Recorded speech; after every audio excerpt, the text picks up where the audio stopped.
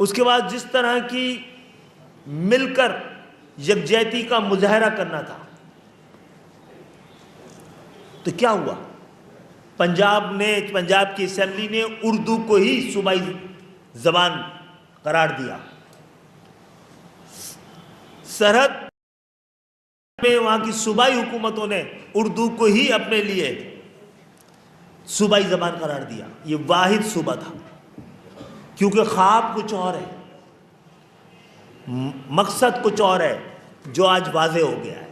جناب عالی، ہمارے ہوتے ہوئے سندھو دیش کا ہر خواب خاک ہوگا۔ ہمارے ہوتے ہوئے یہ ممکن نہیں ہو سکتا ہے۔ اور یہ کیا ظلم تھا پاکستان کے ساتھ؟ یہ کون سا انصاف تھا؟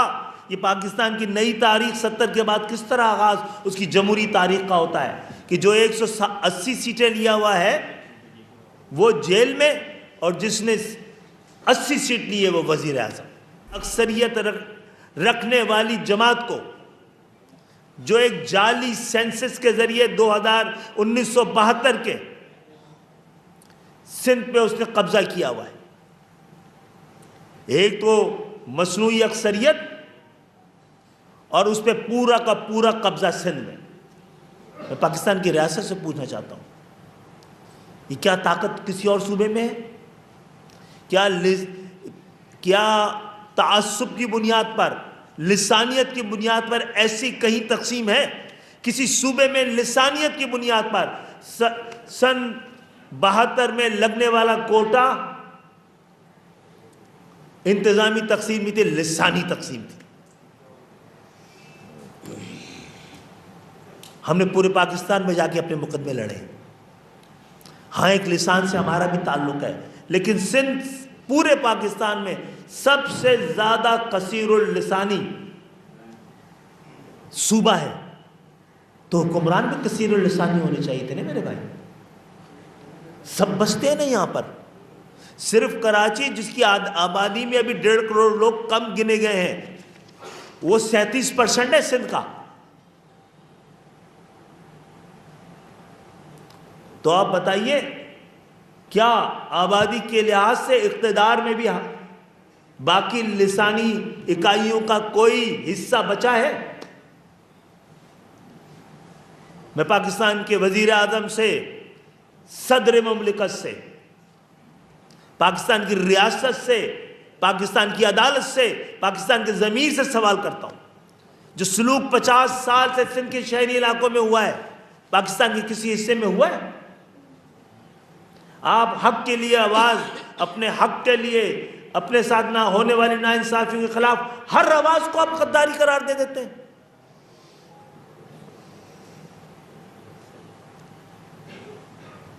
اور یہ آج اس لیے آپ کے سامنے آئے ہیں کہ کوئی ایسا اب تک مطالبہ نہیں ہے جو آئین سے متصادم ہو۔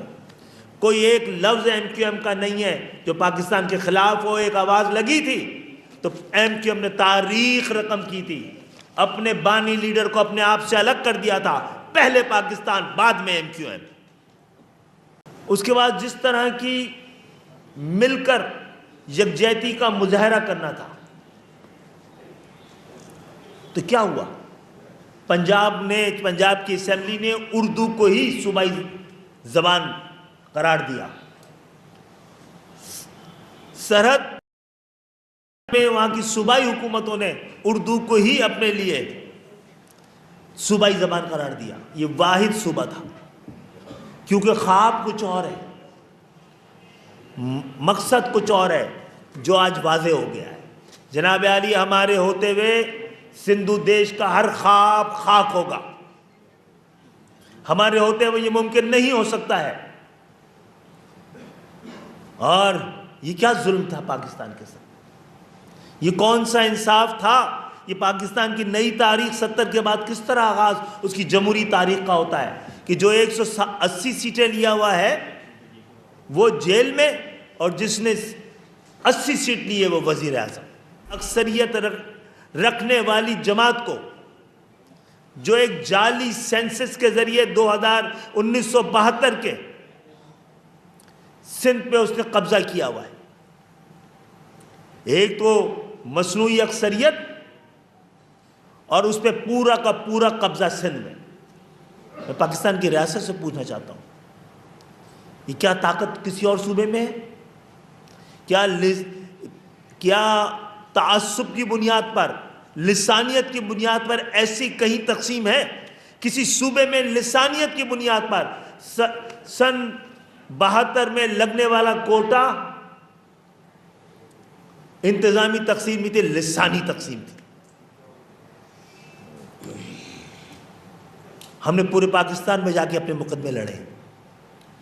ہاں ایک لسان سے ہمارا بھی تعلق ہے, لیکن سندھ پورے پاکستان میں سب سے زیادہ کثیر اللسانی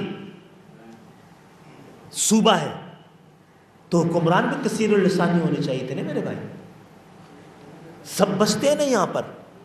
صرف کراچی جس کی آبادی میں ابھی 1.5 کروڑ لوگ کم گنے گئے ہیں, وہ 37% ہے سندھ کا. تو آپ بتائیے کیا آبادی کے لحاظ سے اقتدار میں بھی باقی لسانی اکائیوں کا کوئی حصہ بچا ہے؟ میں پاکستان کے وزیر اعظم سے, صدر مملکت سے, پاکستان کی ریاست سے, پاکستان کی عدالت سے, پاکستان کے ضمیر سے سوال کرتا ہوں, جو سلوک 50 سال سے سندھ کے شہری علاقوں میں ہوا ہے, پاکستان کے کسی حصے میں ہوا ہے؟ آپ حق کے لیے آواز, اپنے حق کے لیے, اپنے ساتھ نہ ہونے والی ناانصافیوں کے خلاف ہر آواز کو آپ غداری قرار دے دیتے ہیں.